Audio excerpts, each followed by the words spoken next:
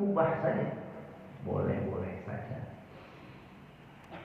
Hukum sholat berjamaah yang kelima adalah khilaful aula. Apa khilaful aula itu? La fihi khair, tidak ada kebaikan di dalamnya. Artinya lebih baik ditinggalkan. Lebih baik ditinggalkan. Artinya kada berdosa. Ya kan? Kamu memang gawe itu. Khilaful aula. Idza kanat sholatul imam adaan wal ma'mumi qadaan. Apabila ada sembahyang si imam itu niatnya tunai, si makmum niatnya mengqadha. Ya kan? Sahlah sembahyangnya. Si makmum ini kan datang ke tahun niat si imam. Ya, masalah. Lalu di dalam hati si makmum niatnya mengqadha aja udah, karena sembahyang subuh sudah. Contoh, orang ini datang hendak minta kawali sembahyang berjamaah, sedangkan kita sudah sembahyang berjamaah. Nah ini biasanya ada seperti itu. Nah, kalau yang mengajak ini seperti orang-orang yang masya Allah, tabarakallah, kita ingin mengambil barokahnya dan jarang sekali kita bisa berjamaah dengannya, ya. Lalu kita mengumpati di belakang, padahal kita sudah sembahyang lah ya. Lalu sembahyang lagi di sini. Boleh khilaful aula, boleh tidak berdosa, tapi mengawal ditinggalkan. Nah, khilaful aula itu lagi ya. Nah, kalau niatnya litabarruk Ustaz, boleh saja. Dia mengambil barokah kesempatan berjamaah dengan orang yang bersanad imamnya. Seperti umpama Syekh Sudais datang. Ini yang terkenal dulu lah sedunia masalah kayak Syekh Sudais, Syekh Abdul Hamid Sudais datang ke Masjid Al-Aqsa. Sidin melaksanakan sembahyang dengan sekelompok sidin. Pian melihat, mana apa enggak pernah tempat sembahyang. Dalam hati dia tahu bahwa dia itu sembahyang, tapi karena mumpung kesempatan hendak berimaman langsung melawan Syekh Sudais, dia empat. Masya Allah. Khilaful aula, artinya la fi khair. Kada dapat apa-apa, tapi boleh saja kalau niat ditabarruk untuk ambil tawaf. Contohnya lagi kami dulu di Hadramaut di Darul Mustafa, itu guru mulia Sayyidil Habib Umar bin Muhammad bin Salim bin Habib. Beliau habis menjalani perjalanan dakwahnya keluar daripada kota Karim, datang sembahyang asar terlambat di Musalla Ahlul Kisah, namanya Musalla Ahlul Kisah. Jadi di Darul Mustafa itu ada musalla khusus buat santri, boleh orang luar masuk bersembahyang di sana, namanya Ahlul Kisah. Nah kami ini sudah sembayangan, sudah boleh datang guru mulia Habib Umar bersama rombongan sidin sembahyang berjamaah. Lalu dalam hati kami ini, sayang nih kita mau di sini ngambil barokah sidin pulang, sembahyang asar. Padahal kami sudah sembahyang, boleh saja, tapi niatnya ditabarruk. Jadi sembahyang yang kami lakukan yang kedua itu bahasanya qawat. Bahasanya qawat, karena sudah dilakukan.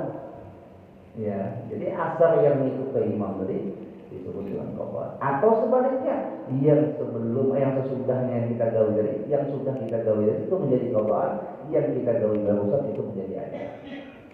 Nah, jadi wakal dari al-aks itu kebalikannya. Begitu juga kebalikannya. Baik qawat, baik adat. Ada perselisihan antara imam dengan imam. Perselisihannya cuma di niat qadaan dan di adaan, bukan pada rukun yang lain. Itu khilaful aula ketika dia berjamaah mengikut imam yang beda niatnya dengan niat si makmum. Niat pada adaan dan qadaan. Adaan itu tunai, qadaan itu bayar hutang. Bayar hutang sembahyang. Pian umpama ingat sembahyang subuh semalam kada begawi. Lalu biar pas sembahyang subuh pertama lawan imam di sini, sembahyang subuh kedua ada orang terlambat datang umpat namanya niat qadaan sembahyang subuh yang semalam boleh. Orang kan pulang pagi ini sembahyang pulang. Nah hendaknya amannya jangan mengurusi urusan niat orang, karena hanya ini yang tahu, hanya orang itu yang tahu. Mun hati kita pindah berjanggalan, nggak usah tabayun. Biar minta maaf dulu, nak sembahyang apa? Mungkin ada amalan hanya nih yang kau dibagi lawan kawan.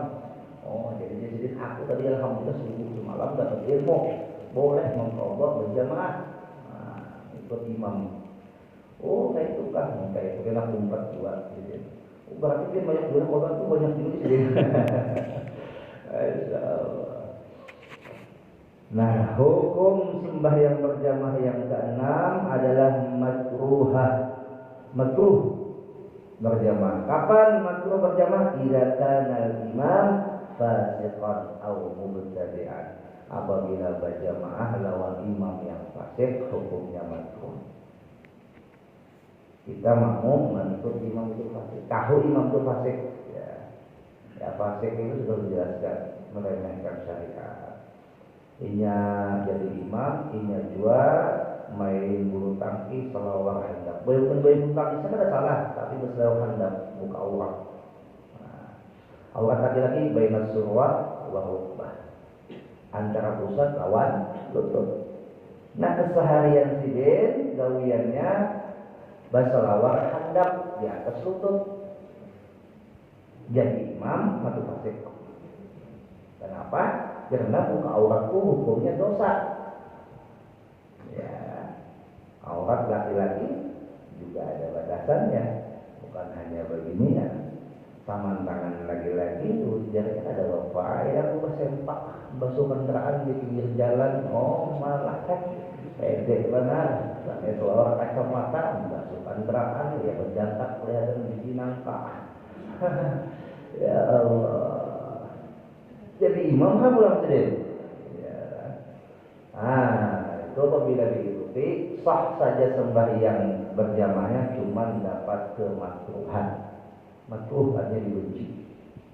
Mengikuti imam yang fasik itu dibenci. Mengkawan dihindari.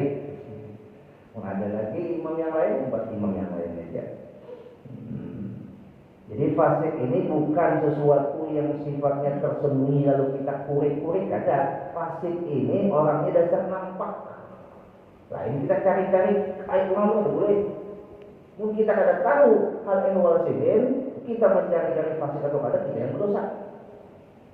Ini hal yang wasidin ini dasar nampak kesehariannya itu sudah diketahui, umum sudah melihat yang tiap hari nulis itu itu. Orang puasaan jadi rokok masalah. Jadi imam tarawih, luput tangga. Ya. Yang puasa, orang puasaan bulan Ramadan juga sini tidak puasa. Lupus rokok. Kenapa dia tidak puasa? Sampai sudah makamnya jadi. Makam apa? Makam padat. Ya Allah. Jadi makruh mengikut imam yang fasik. Awal mau bertanya atau mengikut imam yang bid'ah. Nah ini bid'ah itu kayak apa kira? Ini harus dipahami ya, bid'ah itu yang kayak apa yang disebut bid'ah menurut akidah Asy'ariyah dan menurut pendapat mazhab kita Imam Syafi'i pada ranah fikihnya. Di dalam hadis yang sering kita dengar oleh kawan-kawan kita seiman, seislam, yang mereka selalu membawakan hadis ini. Kullu bid'atin dhalalah wa kullu dhalalatin finnar. Ini hadisnya sering bawakan mereka. Pokoknya andalan mereka lah ini hadis. Setiap hal yang baru, ya kan, itu sesat. Artinya mengada-ngada hukum itu sesat. Kullu bid'atin dhalalah. Setiap bid'ah itu sesat. Maka ulama kita memaham kullunya di situ. Ada kalimat kullu. Setiapnya di situ bukan umum pukul rata. Lalu memahaminya pakai ilmu alat. Namun buruhan dia kada harus belajar ilmu alat itu. Ya kan? Ilmu nahwu, sharaf, mantiq, balaghah, bayan, ma'ani, aruf. Ya kan? Nah, dia sudah wajib belajar itu. Karena ini bukan pondokan. Belajar itu dia di pondok pesantren. Jadi kan kita memaham hadis, ada sekedar membaca terjemahan. Kalau kita membaca terjemahan saja, bisa salah dalam memaham maksud tujuan itu hadis. Jadi kullu itu apa maksudnya? Kullu itu am litaksis. Sifatnya umum tapi dikhususkan. Contoh, apabila dia memaham setiap hal yang baru sesat, maka ulun pakai mikrofon itu sesat. Karena Nabi Muhammad waktu mengajar tidak pakai mikrofon. Ya kan? Kalau dikatakan setiap hal yang baru itu sesat, maka dia sembahyang pakai lepis kada sah. Karena Nabi Muhammad sembahyang kada pakai lepis. Ya kan? Kalau diartikan seperti itu. Tapi yang semestinya kullu di situ akan taksis umum, tapi dikhususkan apa? Pada ranah yang sifatnya dibuka pakai. Umpama sembahyang itu sudah qot'i 4 rakaat dan ditambah 5 rakaat. Nah, itu maksudnya. Itu menjadi ketetapan karena kawan digabungkan. Ya, contoh lagi. Sembahyang Jumat itu didahulukan khutbah daripada sembahyangnya. Kalinya sini dibaliknya. Sembahyang Jumat banyak khutbah. Nah ini dia. Ya. Diolah sini sembahyang Jumat kayak sembahyang hari raya. Ya, sembahyang dulu hanya khutbah. Semestinya Jumat khutbah dulu, baru sembahyang Jumatnya. Kayak itu. Nah, itu sesuatu yang qot'i. Atau lagi sesuatu yang qot'i, masalah aurat. Nah, aurat itulah masalah terbukanya aurat. Aurat itu sudah disepakati bahwa setiap bebinian auratnya adalah sebukuan awak kecuali muha dan 2 tapak tangan. Mengenai hijab cadar itu adalah perbedaan pendapat, sifatnya zon. Sedangkan aurat muka dan 2 tapak tangan yang boleh dibuka oleh bebinian itu qot'i. Artinya bebinian yang boleh dibuka itu hanya muka dan 2 tapak tangan. Ya. Nah, apabila ada bebinian yang mengatakan, oh ada, kami pakai baju yang terbuka, maaf nih batis, terbuka pergelangan tangan, itu ada masalah. Ujarnya, oh tidak kalah, sudah qot'i hukumnya.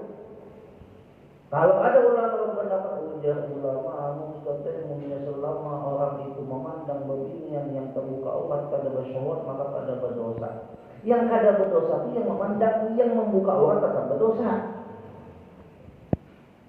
Jangan salah paham. Umpama ada orang gila memandang bebinian bertelanjang, orangnya kada warasnya, kada bersyahwat lagi, dia kada berdosa. Tapi yang membuka aurat tetap berdosa. Jadi ada kedudukan memandang, ada kedudukan yang dipandang. Contoh lagi, yang apabila itu diubah atau